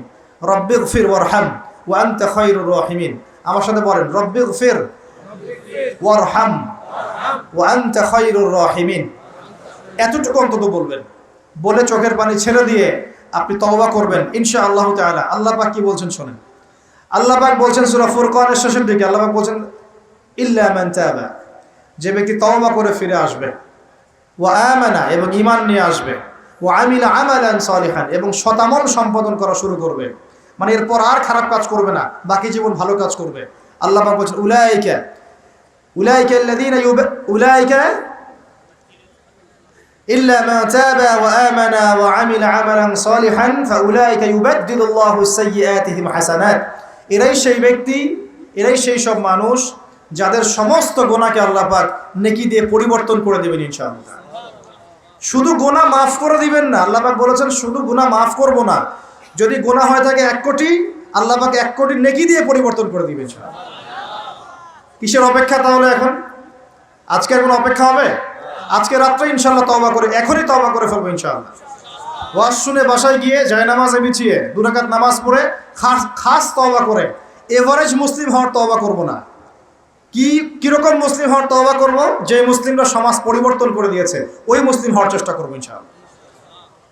এটা করতে গেলে কি লাগবে? ফার্স্ট অফ অল আপনাকে জ্ঞান অর্জন করতে হবে। কি করতে হবে? প্রচুর পড়াশোনা করতে হবে। জ্ঞানের বিপ্লব চাই, জ্ঞানের পুরো বিপ্লব চাই। তারপরে বেশি বেশি নেক আমল করতে হবে নবীর সুন্নাহ অনুযায়ী। এরপর হালাল খাইতে হবে। তারপরে আদর্শ পরিবার করতে হবে, নিজের পরিবারে পর্দা সালাত কায়েম করতে হবে। তারপরে সমাজে সৎ কাজে আদেশ করবেন, অসৎ কাজে নিষেধ করবেন। এই যে মানব কল্যাণমূলক কাজ করবেন, সবার সাথে ঐক্যবদ্ধ থাকবেন, বিভক্ত হবেন না, সবার কল্যাণ চাবেন, কারো অকল্যাণ চাবেন না, কারোর সাথে হিংসা বিদ্বেষ গীবত তহমতের মধ্যে যাবেন না, সমালোচনা সংস্কৃতির মধ্যে যাবেন না। আল্লাহওয়ালা আত্মশুদ্ধিওয়ালা মানুষের কাছে ক্রিশ্চিয়ানদের সাথে ভালো সম্পর্ক রাখবেন, তাদেরকে নিয়ে দিনের কাজ করবেন, তাদেরকে বাদ দিয়ে দিনের কাজ করবেন না, তাদেরকে নিয়ে দিনের কাজ করবেন। এবং তাদের মধ্যে যারা সৎ, যারা তাদেরকে ভোট দিবেন। সমস্যা কি? ডেমোক্রেসি 100% ইসলামিক পদ্ধতি কিনা সেটা পরের প্রশ্ন। এখান থেকে আপনি এখন বের হতে পারছেন না, তার মানে এখান থেকে স্কিপ করা আপনার পক্ষে পসিবল হচ্ছে না। তাহলে যে ব্যক্তি সৎ তাকে কমসে কম নিযুক্ত করেন। সমস্যা কোথায়? তার দ্বারা কিছুটা হলেও তো উপকার হবে। মানে নাই মামার চেয়ে তো কানা মামা ভালো নাকি? খেলাফত তো কায়েম করতে পারছেন না, পারছেন? তাহলে যে পদ্ধতির মধ্যে তুলনামূলক কিছু সৎ মানুষ আছে ওই মানুষগুলোকে নিয়ে আসেন। সমস্যা কোথায়? ইনশাআল্লাহ তারাও দিনের জন্য কাজ করবে। আমরা একটা ঐক্যবদ্ধ জাতি হিসেবে বিশ্বের বুকে মাথা তুলে দাঁড়াবো ইনশাআল্লাহ। ইনশাআল্লাহ আমি খুব স্বপ্ন দেখি, আমি খুব আশা পোষণ করি। আর স্বপ্ন দেখতে হয়, স্বপ্নই আপনাকে ঘুমাতে দিবে না। স্বপ্ন কি? স্বপ্ন দেখতে হয়। স্বপ্ন নিয়েই তো মানুষ বাঁচে।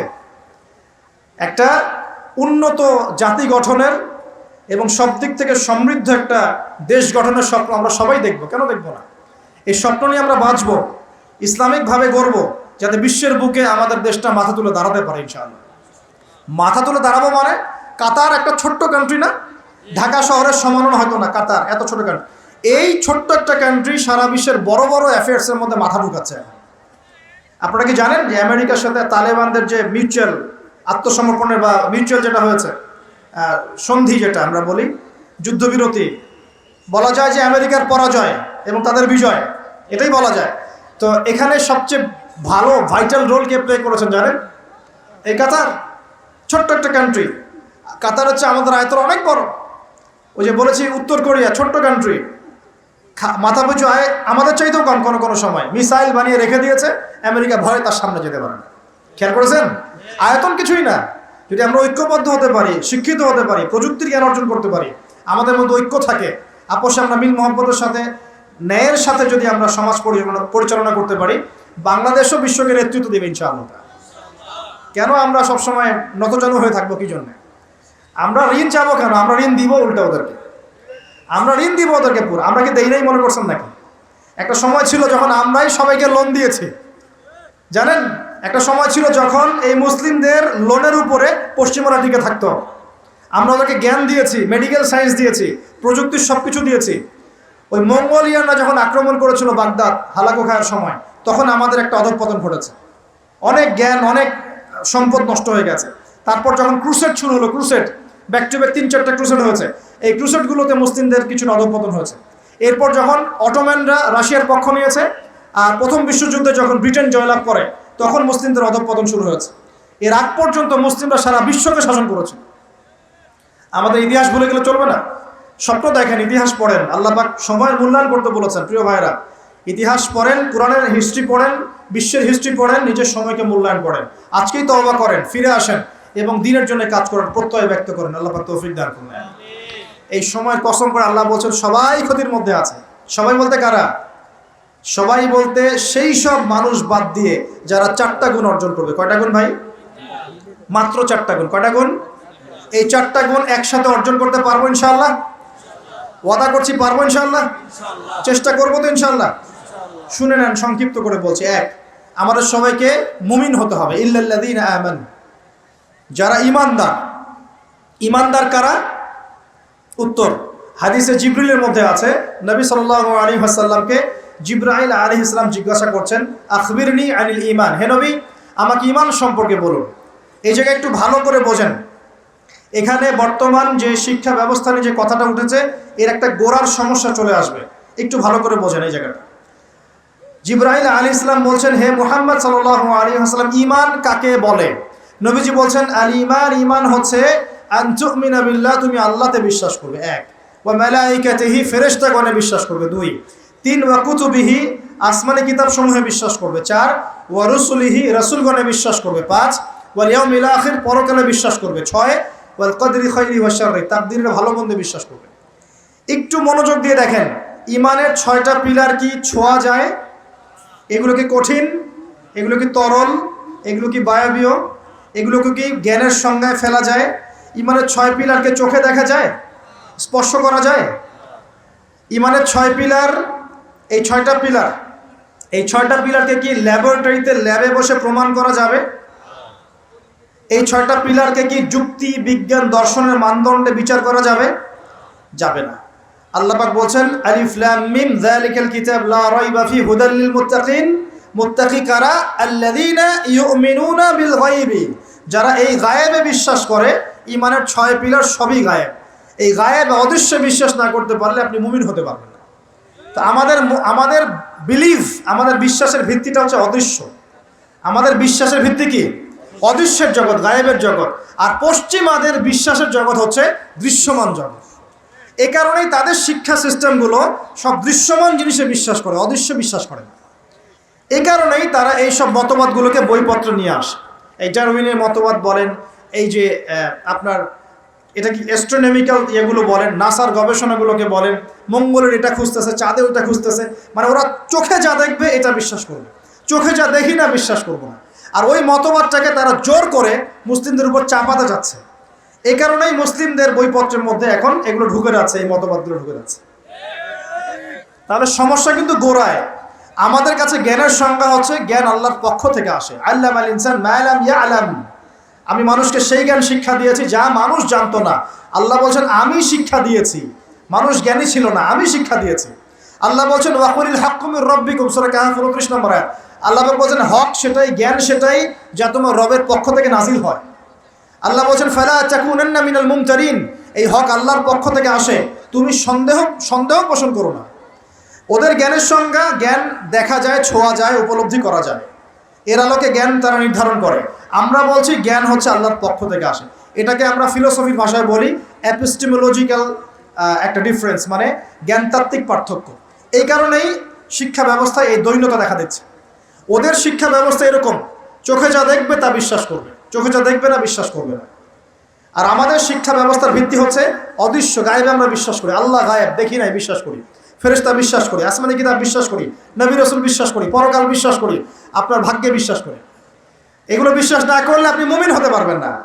আর আল্লাহ পাক বলছেন মুমিন না হলে ক্ষতির মধ্যে আছো, সময়ের কসম। প্রথম শর্ত মুমিন হতে হবে, মনে বিশ্বাস করতে হবে, মুখে স্বীকার করতে হবে, কাজেও বাস্তবায়ন করতে হবে। এই পার্থক্যের কারণেই শেকড়ের সমস্যা হয়েছে। এখন ডালপালা নিয়ে আমরা নাড়াচাড়া শুরু করেছি।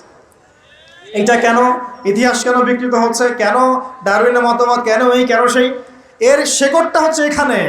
এখানে জ্ঞানতাত্ত্বিক পার্থক্য আছে। তো ওরা জ্ঞানের সংজ্ঞা যা বোঝে, আমাদের সংজ্ঞা তা নয়। আর ওদের বুঝটাকে জোর করে চাপিয়ে দেওয়া হচ্ছে আমাদের উপরে। That's all. এখন সলিউশন কি? সলিউশন হচ্ছে আপনাকে বিকল্প সিলেবাস চিন্তা করতে হবে, এমন সিলেবাস যেখানে জেনারেল এবং ইসলামিক শিক্ষার সমন্বয় থাকবে এবং সেগুলোকে পড়ানোর মতো মুত্তাকি টিচারও থাকতে হবে। এরকম ইনস্টিটিউশন থাকতে হবে, বা যেগুলো আছে সেগুলোর মধ্যে নতুনত্ব, সিলেবাসের নতুনত্ব এনে, সংস্কার এনে ইনপুট করতে হবে। অথবা উপরের লেভেল থেকে কোনো উদ্যোগ গ্রহণ করলে ইনশাআল্লাহ সমস্যা সলভ হয়ে যাবে। আর আমরা আশা করি আমাদের ঊর্ধ্বতন কর্তৃপক্ষ যারা আছেন তারা জোর করে আমাদেরকে এগুলো চাপিয়ে দিবেন না ইনশাআল্লাহ। আমরা আশা করি তারা এগুলোর ব্যাপারে সচেতন হবেন এবং এই অনইসলামিক শিক্ষাগুলোকে আমাদের সোনামণিদের বই থেকে দূর করবেন ইনশাআল্লাহ। বিশ্বাস করেন, একটা বছর সময় লাগবে না, 1 বছর লাগবে না ইনশাআল্লাহ। 1 বছরের মধ্যে পুরো শিক্ষা সিস্টেমকে ঢেলে সাজানো সম্ভব। প্রত্যেক প্লে গ্রুপ থেকে শুরু করে মাস্টার্স পর্যন্ত প্রত্যেক সেকশনে জেনারেল শিক্ষার সাথে ইসলামিক শিক্ষাকে সমন্বয় করা সম্ভব। 1 বছর লাগবে না ইনশাআল্লাহ। এই সৎ উদ্যোগ যদি কেউ নিতে পারে, আমি দোয়া করি আল্লাহ পাক তৌফিক দান করুন, পুরো জাতির জন্য কল্যাণকর হবে ইনশাআল্লাহ। আমার ছেলে ডক্টর হবে, হাফেজে কোরআনও হবে ইনশাআল্লাহ, কি সমস্যা? হতে পারবে না? আমার ছেলে পলিটিশিয়ান হবে, সমাজকে নেতৃত্ব দিবে, সে আলেমও হবে ইনশাআল্লাহ, কি সমস্যা? একজন ইমাম সাহেব, মুফতি সাহেব, তিনি অর্থনীতির জ্ঞান রাখবেন, কি সমস্যা? কোনো সমস্যা? একজন মুহাদ্দিস, মুফতি যারা ফারেগ হয়ে বের হচ্ছেন, তারা বিশ্ব রাজনীতি সম্পর্কে জ্ঞান রাখবেন, কোনো সমস্যা? সব কিছু আমরা পড়াশোনা করতে হবে, তারপরে আমরা যে যার সেকশন ভাগ করে নিব ইনশাআল্লাহ আজ্জা ওয়া জাল্লা। এইখানে একটা সমস্যা, জ্ঞানতাত্ত্বিক সমস্যা। ইমানের সংজ্ঞাটা শেখেন। ইমানের সব কিছু গায়েবে বিশ্বাস, আমরা গায়েবে বিশ্বাস করি। এখন শুধু বিশ্বাস করলেই কি হবে? না, আমলও করতে হবে। কেউ যদি বলে আমি ইমানদার, নামাজ পড়ি না, চলবে কথা? আমি ইমানদার, যাকাত দেই না, আমি ইমানদার, রমজানের রোজা রাখি না, আমি ইমানদার, হজ করি না, আমি ইমানদার, কালিমা তাওহীদ শিরক বেদাত বুঝি না, হবে? আমাদের সবাইকে প্রকৃত ইমানদার হতে হবে। আল্লাহ পাক তৌফিক এনায়েত করুন, বলি আমিন। 2 নাম্বার ভাই, আমলে সালেহ। একটু মনোযোগ দেই, এই জায়গাগুলো কি ইম্পর্টেন্ট জায়গা। ওয়া আমিলুস সালিহাত, আমলে সালেহ মানে কি? এক কথায় শোনেন, আমলে সালেহ মানে আল্লাহ রাব্বুল আলামিন কোরআনে যে কাজগুলো করতে বলেছেন সেগুলো করব, এর নাম আমলে সালেহ। ঠিক আছে? আল্লাহ পাক কোরআনে যে কাজ করতে বলেছেন করব, তার নাম আমলে সালেহ। একই সাথে আল্লাহ পাক কোরআনে যা করতে বলেন নাই তা করব না, সেটা ছেড়ে দিব, এটা আমলে সালেহ ইনশাআল্লাহ। আল্লাহ পাক নামাজ পড়তে বলেছেন, নামাজ পড়বো, আমলে সালেহ। আল্লাহ সুদ ছাড়তে বলেছেন, সুদ খাবো না, না খাওয়াটাই আমলে সালেহ। মানে শুধু সৎ কাজ করাই আমলে সালেহ নয়, অসৎ থেকে দূরে থাকাটাও কিন্তু আমলে সালেহ। এই যে আপনি দাড়ি ছেড়ে দিয়েছেন, শেভ করছেন না, মানে আপনি আমলে সালেহের মধ্যে আছেন। আপনি টাকনোর উপরে কাপড় পরছেন, নিচে নামাচ্ছেন না, তার মানে আমলে সালেহ আছে। আপনি জেনা করছেন না, বিয়ে করেছেন, আপনি আমলে সালেহের মধ্যে আছেন। আপনি মদ খাচ্ছেন না, না খাওয়াটাই আমলে সালেহ। আপনি মেয়ের দিকে খারাপ চোখে তাকাচ্ছেন যে না, এটাই আমলে সালেহ। শুধু ভালো কাজ করাই কিন্তু আমলে সালেহ নয়, খারাপ থেকে দূরে থাকা কি আমলে সালেহ। আল্লাহ পাক সবাইকে বোঝার তৌফিক দান। আরেকটা বিষয় হচ্ছে, হাদিসের মধ্যে আমাদের প্রিয় নবী সাল্লাল্লাহু আলাইহি ওয়াসাল্লাম যে কাজগুলো করতে বলেছেন সেগুলো করাও হচ্ছে আমলে সালেহ। যেমন নবীর মতো খাবো, নবীর মতো কাপড় পরবো, নবীর মতো ঘুমাবো, নবীর মতো উঠবো, চলবো, ফিরবো, সব কাজ কার মতো? নবী সাল্লাল্লাহু আলাইহি ওয়াসাল্লামের সুন্নাহ মতো হবে ইনশাআল্লাহ। এটা আমলে সালেহ। এটা শেখার জন্য হিজতুল মুসলিম বই পড়েন, সুন্নতের উপর অনেক বই আছে, এগুলো পড়তে থাকেন। আরেকটা বিষয় হলো, হাদিসে নবী সাল্লাল্লাহু আলাইহি ওয়াসাল্লাম যে কাজগুলো নিষেধ করেছেন সেগুলো না করাও হচ্ছে আমলে সালেহ। এই হলো আমল সালেহের সুন্দর সংজ্ঞা। আরেকটা বিষয় মনে রাখবেন, ইমানের বিপরীতে যেমন কুফর থাকে, ইমানদার না হলে কুফর হতে হয়, কাফের হতে হয়। তাওহীদের বিপরীতে যেমন শিরক থাকে, আমলে সালেহ এর বিপরীতেও বেদাত থাকে। কি থাকে? এই শব্দ শুনেছেন কি? সংজ্ঞা হচ্ছে মানে আমিলা আমালান লাইসা আলাইহি আমরুনা ফাহুয়া রাদ। কোন ব্যক্তি যদি এমন কোন আমল করে যে আমলের পক্ষে নবী সাল্লাল্লাহু আলাইহি ওয়াসাল্লামের পক্ষ থেকে কোনো দলিল প্রমাণ নাই, সাহাবীদের পক্ষ থেকে কোনো দলিল প্রমাণ নাই, এরকম যদি কোনো আমল কেউ করে, এরকম কোনো আকীদা কেউ পোষণ করে, সেটা হবে বেদাতি আমল, বেদাতি আকীদা। বোঝা যাচ্ছে কথা? বেদাতি আমল আকীদায় কেউ লিপ্ত থাকলে তার আমল কবুল হবে না, তার আমল কবুল হবে না। তার আমলকে আল্লাহ পাক ধুলো বানিয়ে দিবেন, হাউজে কাউসারের পানি পাবে না, নবীজি সুহকান সুহকান লিমান গায়্যারা বা'দি বলে তাড়িয়ে দিবেন এবং জাহান্নামে যেতে হবে। বেদাত যে করে সে তো অপরাধী, যে বেদাতিকে সম্মান পর্যন্ত করে তার উপর আল্লাহ পাক লানত করেছেন, ফেরেশতা লানত করবে। কথা বুঝতে পারছেন? মান আহদাসা হাদাসান, কেউ যদি কোনো বেদাত করে, আও আওয়া মুহদিসান, নিজে বেদাত করে না কিন্তু বেদাতিকে আশ্রয় দেয় বা সম্মান প্রদর্শন করে, ফাআলাইহি লানাতুল্লাহি ওয়া মালাইকাতিহি ওয়ান নাসি আজমাইন, তার উপরে আল্লাহ, ফেরেশতা, পুরো মানব জাতির অভিশাপ বর্ষিত হবে বলে নাউযুবিল্লাহ। অন্য হাদিসে আছে, সে যেন ইসলামকে ধ্বংস করার ব্যাপারে সাহায্য করুন।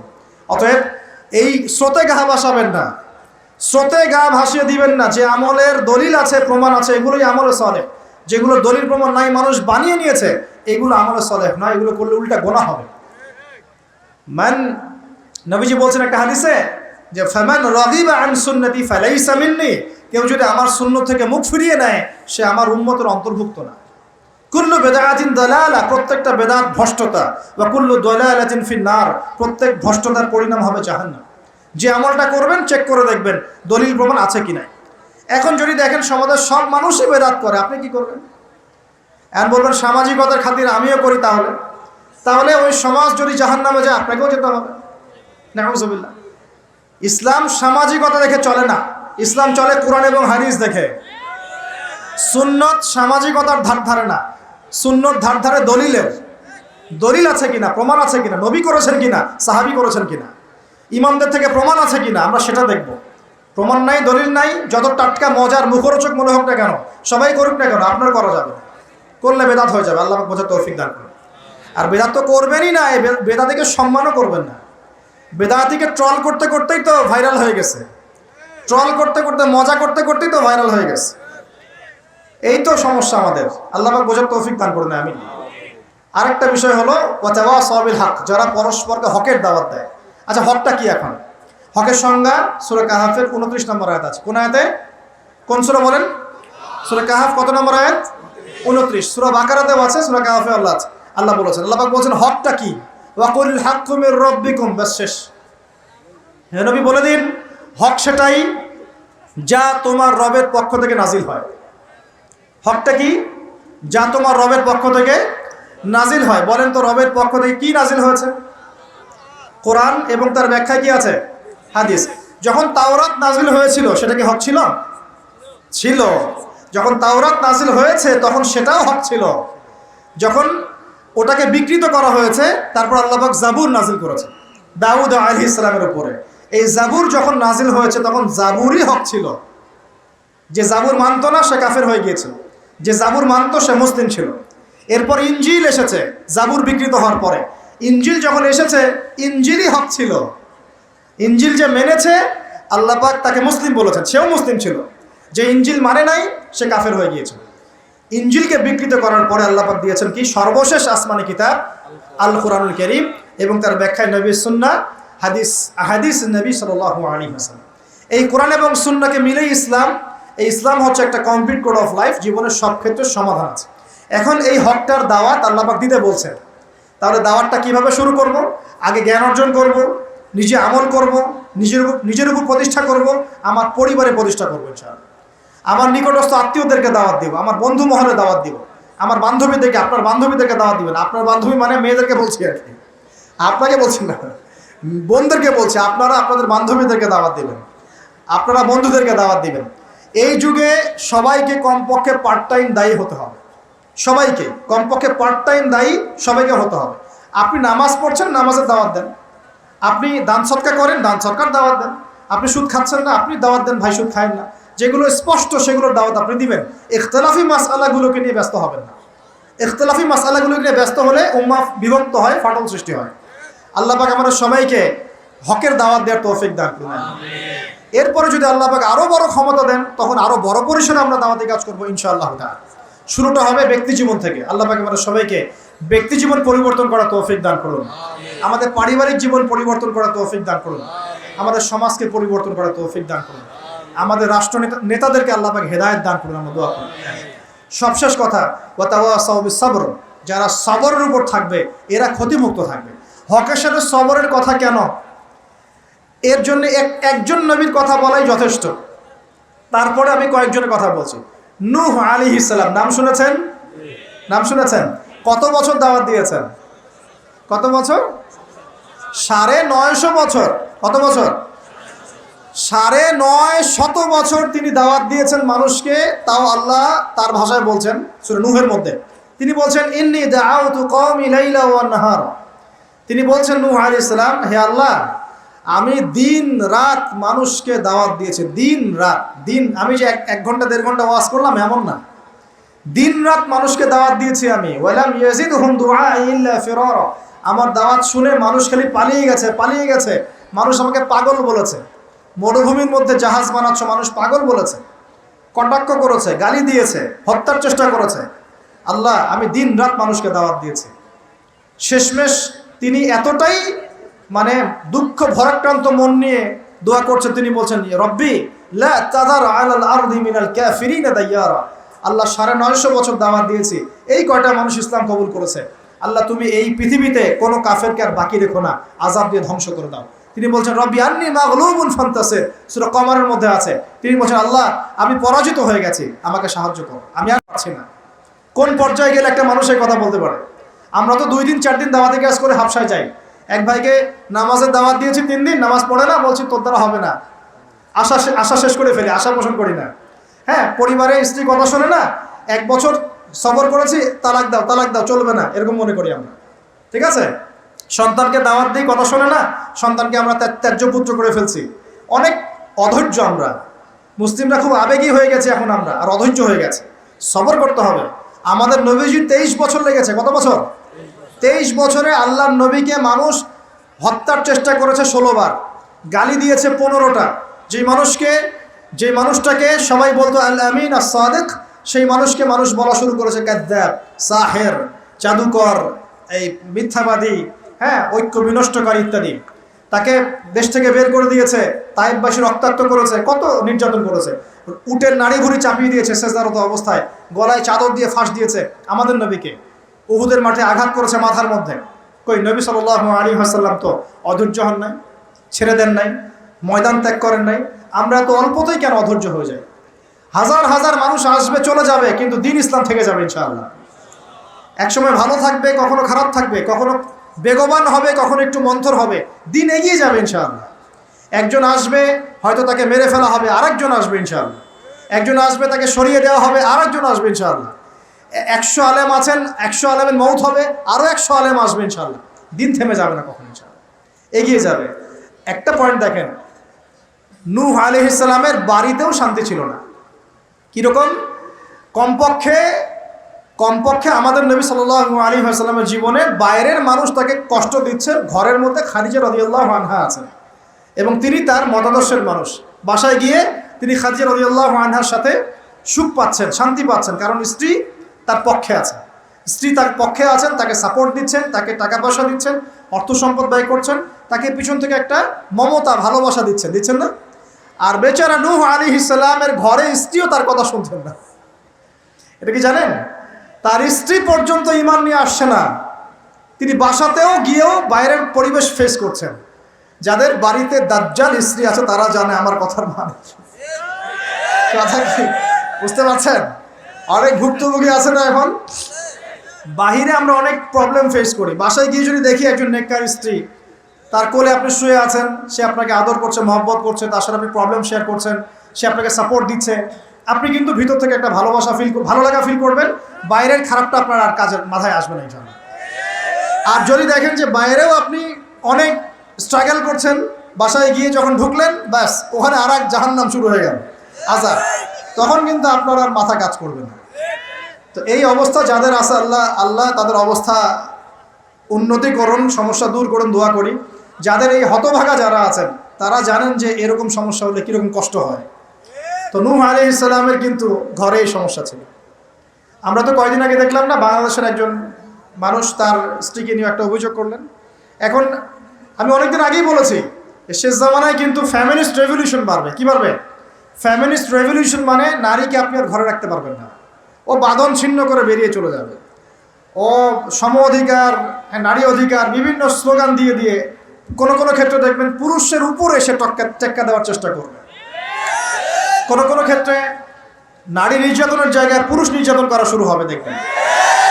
তো এগুলো কিন্তু দিন দিন বাড়ছে, ডিভোর্স বাড়ছে। ম্যাক্সিমাম ফ্যামিলিগুলো এখন অলমোস্ট, অনেক ফ্যামিলি, ম্যাক্সিমাম তো বলতে পারবো না, অনেক ফ্যামিলির মধ্যেই এই সমস্যাগুলো দেখা যাচ্ছে। এখানে স্ত্রীর ভূমিকাও যেমন থাকতে হবে, স্বামীর ভূমিকাও থাকতে হবে। আমরা স্ত্রীদের প্রতি কোমল হব, এটাও ঠিক আছে, একই সাথে স্ত্রীকেও রিকোয়েস্ট করতে হবে যে আপনাকে আপনার স্বামীর সম্মান বুঝতে হবে। একটা সংসার টিকে থাকে শুধু ভালোবাসার ভিত্তিতে না, একটা সংসার টিকে থাকে বিশ্বাসের ভিত্তিতে। কিসের ভিত্তিতে? সংসারে বিশ্বাস থাকতে হবে, আমানতদারিতা থাকতে হবে, পরস্পর সম্মানবোধ থাকবে, শ্রদ্ধাবোধ থাকবে, একে অপরের প্রবলেম শেয়ার করতে হবে।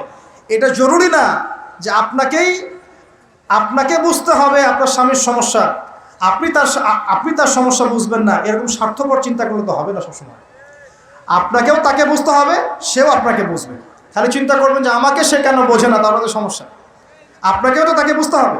উভয়কে উভয়ের জায়গায় ছাড় দেওয়ার মানসিকতা না রাখলে সংসারগুলো টিকবে না। এখন সংসারগুলো ভেঙে যাচ্ছে। প্রিয় ভাইরা, একটা পয়েন্ট থেকে এখানে চলে আসছি যে নূহ আলাইহিস সালামের সংসারে কিন্তু এই সমস্যাটা ছিল। তার স্ত্রী কিন্তু ঈমান নিয়ে আসে নাই, এবং সূরা তাহরিমের মধ্যে আল্লাহ পাক বলেছেন যে জাহান্নামীদের সাথে নূহ আলাইহিস সালামের স্ত্রী এবং লূত আলাইহিস সালামের স্ত্রীও জাহান্নামে যাবে না। পক্ষান্তরে ফেরাউনের ঘরে ছিল আসিয়া, মনে আছে? এরকম ফেরাউনের মতো স্বামী যে ঘরে আছে, সে ঘরেও কিন্তু নারী জান্নাতি হতে পারে, যার দৃষ্টান্ত হচ্ছে আসিয়া। অতএব স্বামী খারাপ হলেই আপনাকে খারাপ হয়ে যেতে হবে এটাও না। ফেরাউনের ঘরে থেকেও আসিয়া আলাইহিস সালাম, আল্লাহ তাকে শান্তিতে রাখুন, জান্নাতে আল্লাহ পাক তাকে ঘর সৃষ্টি করে দিয়েছে, নির্মাণ করে দিয়েছে। নবী সাল্লাল্লাহু আলাইহি ওয়াসাল্লাম তার ঘরের ঘ্রাণ পেয়েছিলেন মেরাজের রাতে, মনে আছে? তো পরিবেশ পরিস্থিতি যেমনই হোক না কেন, পরিবারে ইসলাম ধরে রাখতে হবে। আল্লাহ পাক সবাইকে তৌফিক এনায়েত করুন বলি। আর এই নবীর সবরটা দেখেন, নূহ আলাইহিস সালামের সবর দেখেন, লূত আলাইহিস সালামের সবর দেখেন, ঈসা ইবনে মারইয়ামের সবর দেখেন, মূসা আলাইহিস সালামের সবর দেখেন, আমাদের নবীর সবর দেখেন, তার সাহাবীদের সবর দেখেন। এই প্রত্যেক যুগে যুগে এই সিলসিলা চলে আসছে। হকের দাওয়াত যারাই দিয়েছে তাদেরকে সবর করতে হয়েছে। আল্লাহ পাক আমাদের সবাইকে হকের দাওয়াত দেওয়ার সাথে সাথে ধৈর্য ধরার তৌফিক দান করুন। একদিনে দিন প্রতিষ্ঠা হবে না, লেগে থাকতে হবে ধীরে ধীরে ইনশাআল্লাহ তাআলা, আস্তে আস্তে আস্তে আস্তে এই দিন আল্লাহর জমিনের প্রত্যেক কাঁচা এবং পাকা বাড়িতে পৌঁছে যাবে ইনশাআল্লাহ তাআলা। আল্লাহ পাক আমাদের সবাইকে দিনের সেই বিজয়ের দিন দেখে যাওয়ার তৌফিক এনায়েত করুন, সকলে বলি আমিন। আমরা দোয়া করি আল্লাহ পাক সবাইকে সময়কে কাজে লাগানোর তৌফিক দান করুন, সময়কে কাজে লাগিয়ে তওবা করে ফিরে আসার তৌফিক দান করুন, বাকি জিন্দেগি বেশি বেশি নেক আমল করার তৌফিক দেন।